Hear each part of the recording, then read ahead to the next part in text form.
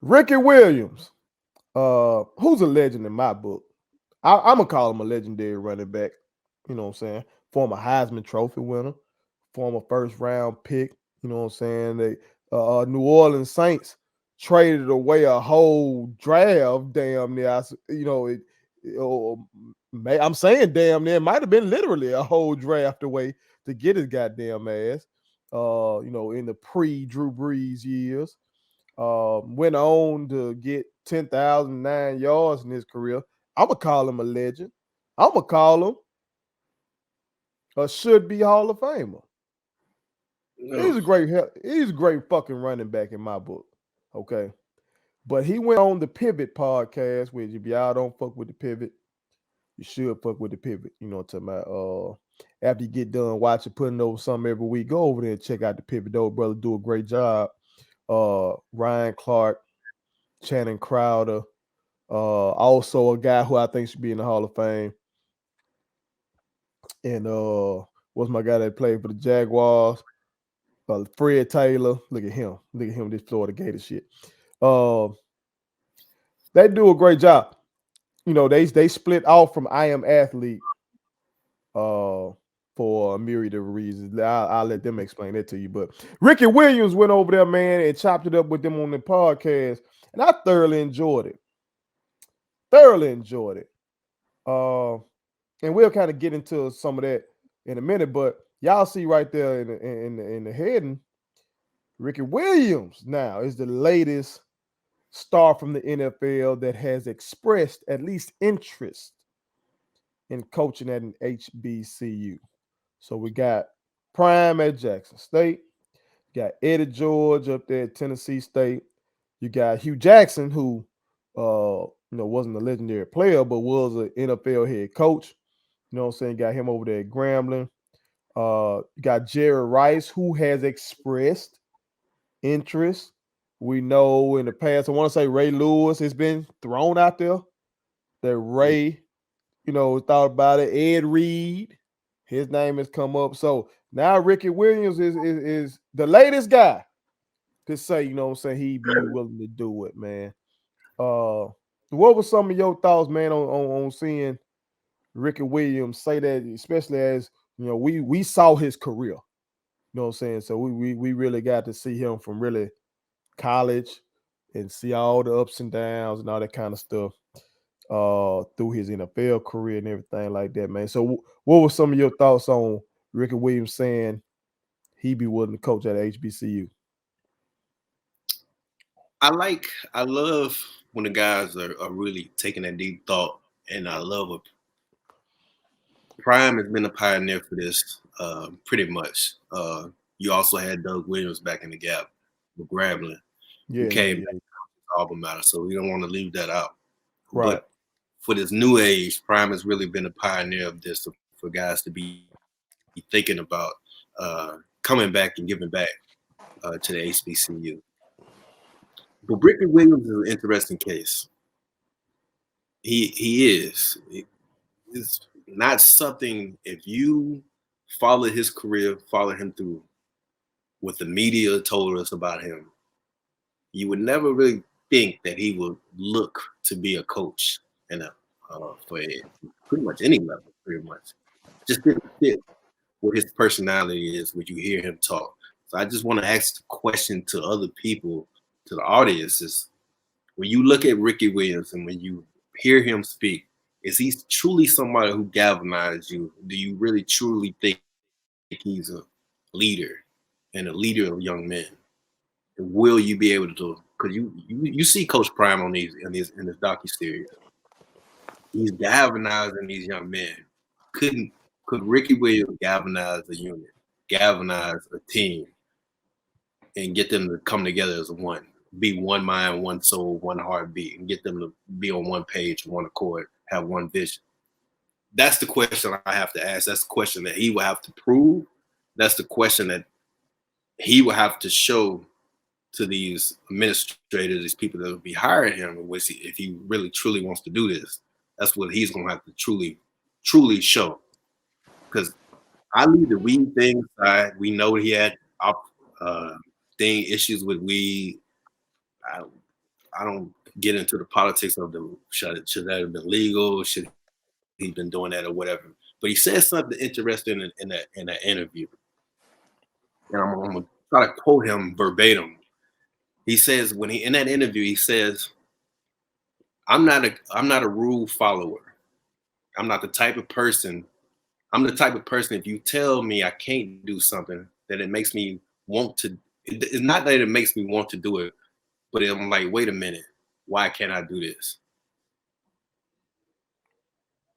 As a coach, obviously the rules that you have to abide by being a coach, being an HBCU, and is he when he's gonna be faced with those rules, what role is he gonna do? He said this, and these are the questions. Like I said, you interviewing him. He's interviewing for a job. These are the questions that's gonna come up for him. When I look at him, he's a deep brother. I could tell that you could tell by the way he speaks, he's a deep thinker. Um, and a lot of these experiences and his perspective on the world is to his travels around the world and what he can bring back to these young men. I can see that in light, and I can see that in the bottom line. I look at him. It's a bottom line business with coaching, and you're gonna look at him. It's a bottom line. What is he gonna bring to the table?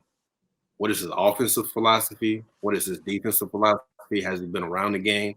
Like was around the game in high school.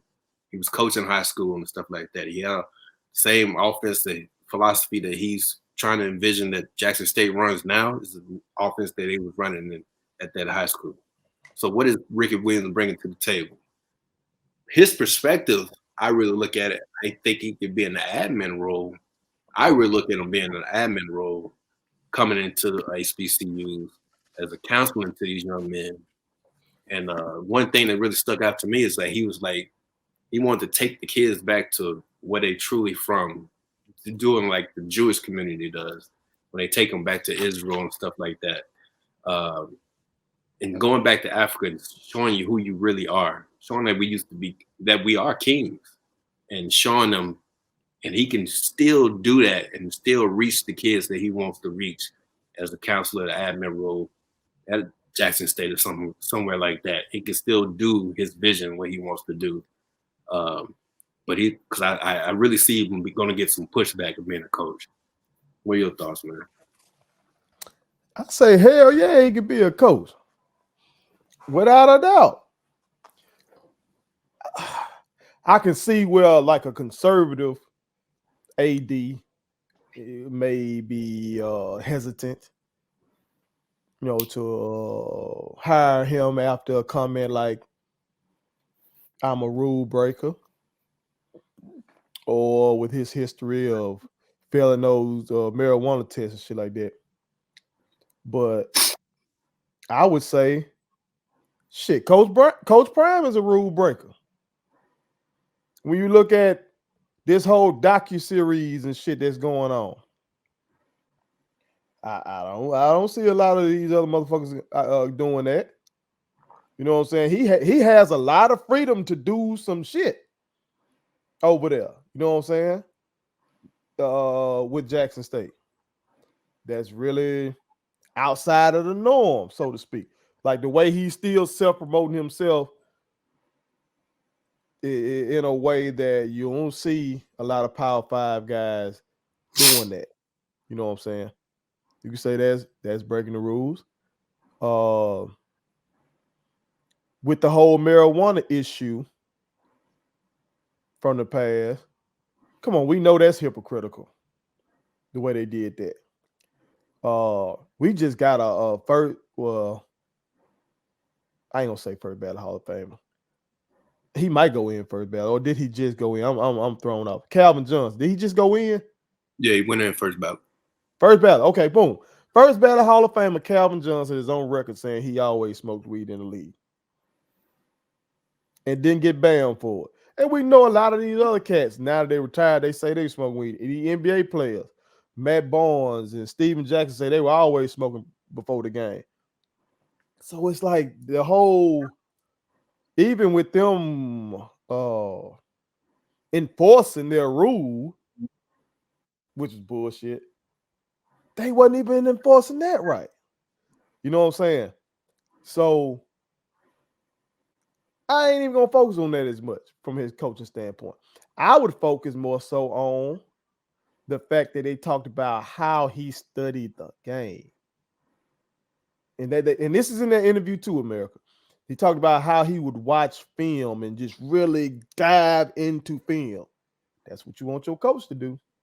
They talked about how he practiced hard every fucking practice to the point where, and God rest his soul, CTE is some bullshit. It's violent ass game.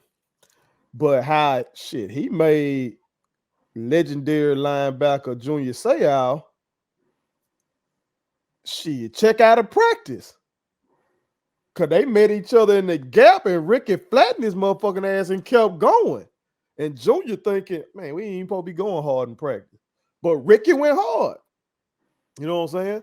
And how he would all kind of like they talk about Jerry Rice always taking that slant and he gonna run that bitch to the house every rep.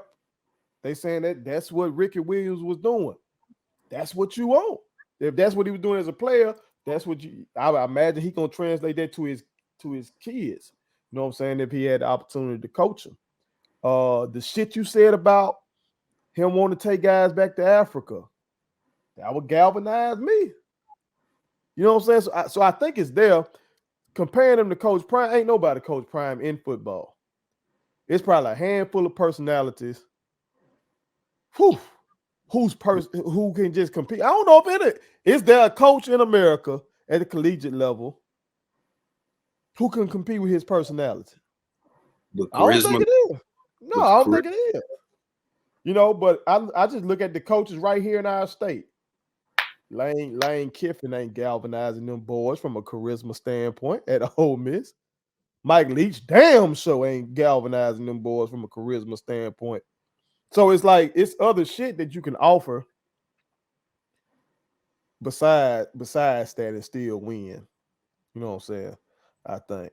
Hell, I don't know what Nick Saban just necessarily galvanized motherfucker. It just seems like Nick Saban is hella organized, disciplined, strategic, military minded.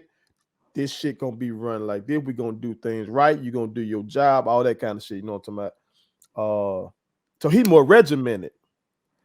But maybe if young men seeing that Ricky really cares about them off the field, that's something he admitted in the interview about Texas that kind of took me aback. Not the fact that it's the truth, but the fact that he said it.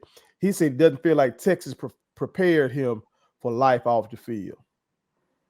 Now, the fucking field is named after him. The field is named after him and Earl Campbell. Okay? So to say that about your school, knowing that could hurt recruiting. That kind of show you that motherfucker just real with it. So I would think that if he became a coach, he would do his best to try to really grow the young men as more than just these physical specimens. Because that's kind of what he would get into. Like nobody really challenged his mind at Texas. And then when he was younger, motherfuckers, you know, folks used to use the Oreo term, black on the outside, white on the inside, and stuff like that. Because he kind of nerdy. You know what I'm saying? But shit, I would like that. From a running back position, scholar of the game, shit. I would love to see him coach. Are you going to see it, though? Would you think, give him a chance? You think somebody would give him a chance? That's As the Ricky question. put it, Ricky believes it would have to be at an HBCU level. Like, he knows the PWIs ain't gonna fuck with him. Even though they coaches smoking weed too, shit. especially if some of these younger coaches. That's how Lincoln Riley then blew some dope. God damn it, shit. Lincoln Riley blew hella dope. Lane Kiffin then blew hella dope. Hell, these motherfuckers just smoke some weed. So that's some hypocritical shit. But no, they wouldn't hire. But in the HBCU trying to make a splash to compete in this prime era, or even if prime was to leave, maybe they saying, damn, maybe we can make a splash and try to get our social media rolling. And because when that football program is rolling, dog, you know how it is. When that football program is rolling on a campus, that shit really uplift everything. It's crazy, but it does. Of course, the football program usually pays for the other sports. Football program can make a biology major want to come to the school. You know what I'm saying? They got shit to do with football, but you just like the football team, you want to go to the school. I don't know. I can see it. I can see it. I can see it. I can see it. I can see it, man. Shit. Cause he ain't do nothing heinous. No. He smoked some weed. You know what I'm saying? Which is legal in many states now. So shit, in conservative ass Mississippi is legal for medical purposes, medicinal purposes. So, like, we gonna get into some shit, a questionable hire in a little bit here. In terms of, matter of fact, next segment, in terms of some shit that might be a reason not to hire a motherfucker when we talk about the latest Grambling hire. We're gonna get into some of that, but so some weed. Come on, man. This is one of the greatest running backs of all time. Hire that man. Shit. Bring him on Jack State staff as running back coach. Fuck it. I would love that. That was a bad boy, man. America, go look at this man's Texas tape. And look how this man would just run. This man was serious. It's the reason the Saints gave away everything. Nah, it probably was mismanagement. Now, okay, because this is the ultimate team game. You can't you can't get rid of a whole draft for one football player. This ain't basketball. This basketball, you got a chance to get an absolute stud like that. Okay, yeah, maybe you do that. And you change your franchise. This is the ultimate team game. You can't do that. But that shows you the level of esteem this motherfucker was held in at the time, and that he got suspended for weed and shit, and he still was able to get 10,000 yards in his career. Bad motherfucker. I'd hire him. I'd give him a shot. Wait till I get Wells University up and running. Ricky, I got you. I got you, Ricky. Come on over here to Wells University, all right, and lead us to the promised land. Put it on something. My kids wanted me to tell y'all to make sure you subscribe to my YouTube channel, follow me across all social media platforms, like the videos, and share them. Did I forget anything? And turn on the post notifications. Y'all heard them. And also, visit StatementTees, LLC.com and shop with us. That's Statement Tees. Every t-shirt you wear makes a statement.